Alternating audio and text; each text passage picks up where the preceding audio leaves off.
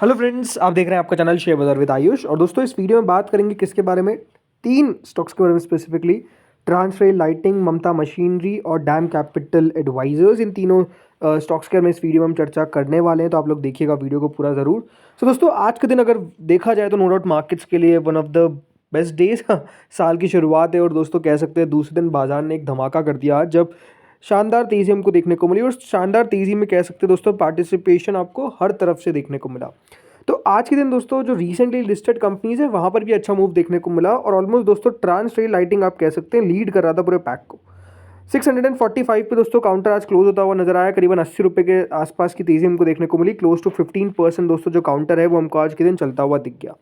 करीबन 570 पे दोस्तों स्टॉक ओपन होता है। 564 का लो लगाता है, लेकिन उसके बाद 663.90 का हाई लगाता हुआ देखने को मिला। और 645 पे अगर शेयर बंद होता हुआ दिख रहा है तो आप समझ सकते हैं कि नो डाउट काउंटर में ओवरऑल जो तेज़ी थी वो काफ़ी शानदार टिकी। शेयर का नया हमको हाई भी लगता हुआ नजर आ गया और वो तेज़ी टिकती हुई नजर आई। सबसे बड़ी बात यह है, देखिए काफ़ी बार होता क्या है कि शेयर बढ़ तो जाते हैं लेकिन वहाँ पर रुक नहीं पाते, राइट। वहाँ पर गिरावट जो है वो हमको आती हुई दिख जाती है। बट ऐसा सिनेरियो कह सकते हैं ट्रांसरेल लाइटिंग के साथ हमको आता हुआ नहीं दिखा।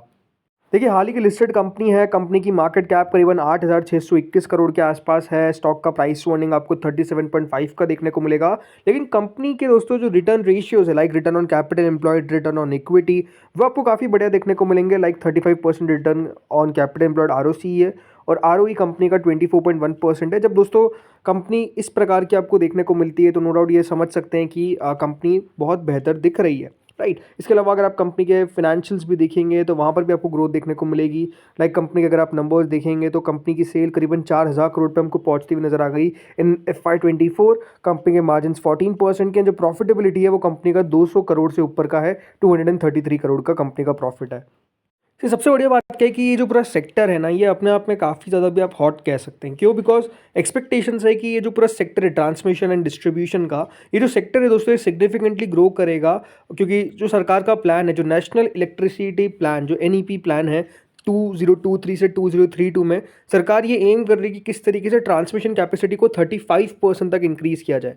देखिए जो ट्रांसमिशन नेटवर्क है वो काफ़ी तेज़ी से ग्रो करता हुआ दिखेगा। ऑलमोस्ट दोस्तों जो अभी ट्रांसमिशन नेटवर्क है वो करीबन 4,85,000 किलोमीटर्स का आपको देखने को मिल जाता है। ये एक्सपेक्टेशन है कि ये ग्रो करके 6.5 लाख किलोमीटर तक हमको पहुंचता हुआ नजर आएगा। 6,50,000 सर्किट किलोमीटर्स तक पहुंचता हुआ नजर आएगा। ये बात ध्यान रखिएगा, सर्किट किलोमीटर है, ठीक है। इसके अलावा जो ट्रांसफॉर्मेशन कैपेसिटी है वो भी सरकार कोशिश करेगी बढ़ जाए। ऑलमोस्ट अभी 1.25 मिलियन MVA है, उसको बढ़ाकर 2.34 मिलियन MVA तक करने की बात चल रही है। तो आप समझ सकते हैं कि दोस्तों कंपनी उस सेक्टर से बिलोंग करती है जो लगातार दोस्तों काफ़ी तेज़ी से ग्रो करता हुआ दिख रहा है। और आप समझ सकते हैं कंपनी के फंडामेंटल्स आपको मैंने दिखाया है तो वो किस तरीके से बढ़ते हुए दिख रहे हैं, उसके पीछे का रीज़न है, राइट। ऑलमोस्ट देखिए 9 ट्रिलियन रुपीज़ के आसपास इस पूरे सेक्टर के अंदर इन्वेस्ट होता हुआ दिखेगा। तो आई थिंक फ़ायदा ट्रांसरेल को भी होता हुआ नजर आएगा। वो एक बड़ा रीज़न है कि दोस्तों काउंटर में इतना बढ़िया मूव भी देखने को मिला है, एक अच्छी लिस्टिंग भी देखने को मिली और काउंटर लगातार बढ़िया भी कर रहा है। तो नो डाउट लॉन्ग टर्म के हिसाब से देखिए बढ़िया। अगेन कोई रिकमेंडेशन नहीं, सबसे ज़्यादा आपको क्लियर कर देता हूँ, हम जिस भी स्टॉक के बारे में बात कर रहे हैं कोई रिकमेंडेशन नहीं है। हो सकता है कि वो शेयर मेरे पास भी हो सकता है कि ना हो, लेकिन एक बात ध्यान रखिएगा वो रिकमेंडेशन के तौर पे आपको नहीं लेना है, ये क्लियर कर देता हूँ। अब दोस्तों अगले स्टॉक के बारे में बात करते हैं जो लगातार हमको गिरता हुआ दिख रहा था। उसका नाम क्या है? ममता मशीनरी। देखिए ममता मशीनरी लगातार लोअर सर्किट्स लगा रहा था, लेकिन आज के दिन दोस्तों कह सकते हैं पासा पलटा और शेयर में हमको अपर सर्किट लगता हुआ दिखा है। 5% ऊपर जाकर दोस्तों काउंटर बंद हुआ है 567 पे। देखिए ओपनिंग तो नीचे ही हुई थी, मतलब 540 का कल का क्लोज था, बट आज खुला लोअर सर्किट पे नहीं, ये आप कह सकते हैं 513 पर खुला। बट उसके बाद दोस्तों काउंटर में तेज़ी बनी और सीधा दोस्तों UC जाकर ही बंद हुआ। अब ये बहुत ज़रूरी बात आपको दोस्तों समझनी पड़ेगी कि जो काउंटर है ये ममता मशीनरी, उसमें हमेशा एक बात ध्यान रखिएगा कि 5% का अपने आप में एक ऐसा यहाँ पर कह सकते हैं पॉइंट आया हुआ है कि ये कुछ भी करेगा तो इसी तरीके से दोस्तों ऊपर नीचे होता हुआ दिखेगा, राइट।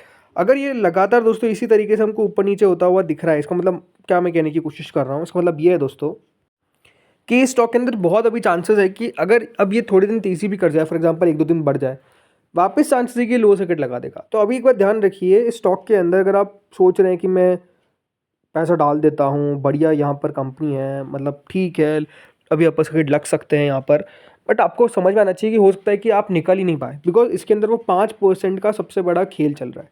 5% बढ़ता है, 5% घटता है, 5% बढ़ेगा, 5% घटेगा।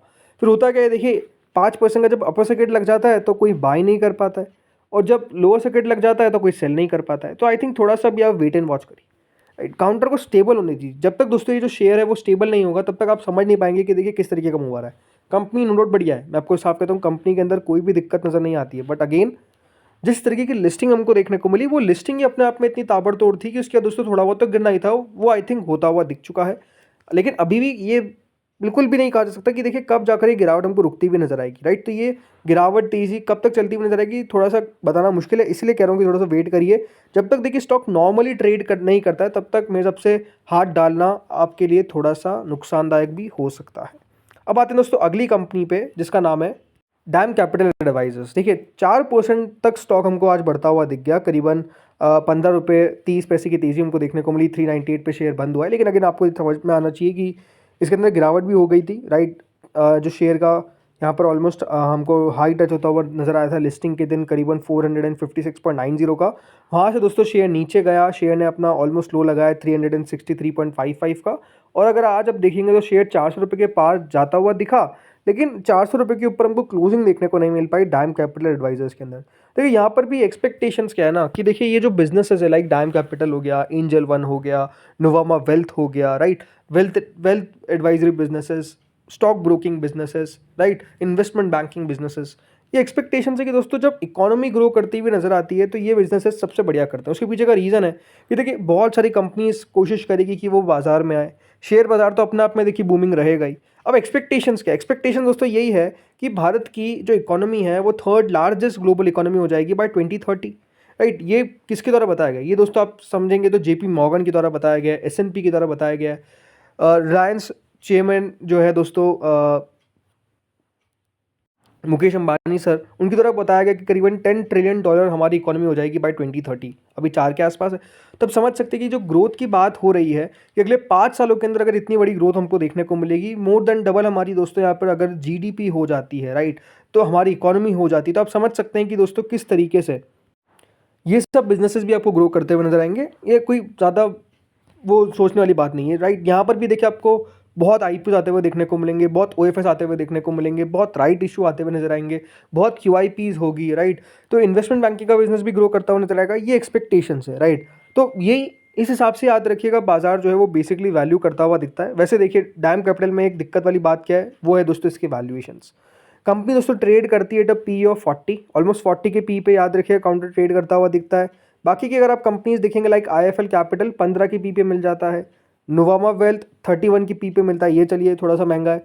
लेकिन बाकी बिजनेसेस को देखिए मैं इसलिए नहीं कंपेयर कर सकता हूँ बिकॉज अगेन पहली बात तो इसका कोई एग्जैक्ट कंपेयर नहीं कर सकते आप डैम कैपिटल का बाकी कंपनी से। लाइक मोतीलाल ओसवाल भी याद रखिएगा थोड़ा सा इन्वेस्टमेंट बैंकिंग में है, लेकिन इनका बिजनेसेस और भी जगह है। डैम कैपिटल का मोस्टली फोकस तो वही है, अब आगे चल के देखते हैं कितना ब्रोकिंग में जा पाते हैं, वो बात अलग है, लेकिन वो आपको समझना पड़ेगा कि इसीलिए इसको कंपेयर हम उस तरीके से नहीं कर रहे हैं। बाकी नो डाउट 40 के PE पे याद रखिएगा अगर आपको मिलता हुआ दिखता है तो थोड़ा सा महंगा नज़र आता ही है, बट अगेन अगर कंपनी की ग्रोथ बढ़िया होती हुई नज़र आती है तो अगेन वैल्यूएशंस एडजस्ट हो जाएंगे, ये हम मान के चलते हैं। तो दोस्तों इस वीडियो में इतना ही था, होपफुली वीडियो बढ़िया लगा होगा आपको, अगर लगा तो लाइक कर देना, चैनल से पहली बार जुड़ो सब्सक्राइब कर देना। Thank you friends for watching this video.